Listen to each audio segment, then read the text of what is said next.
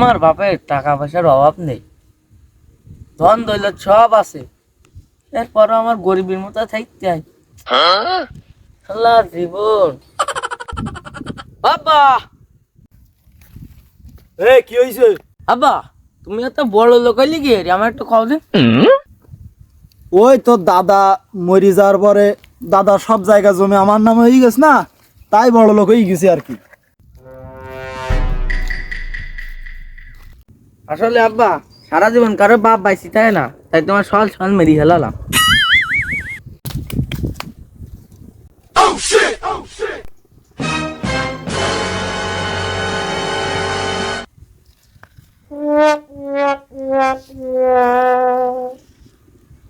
Hello,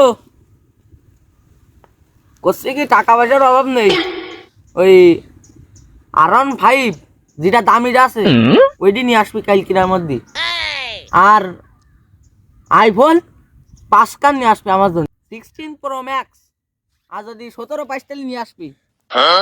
ঠিক আছে, বুঝতে পারছিস? রাখলাম কল।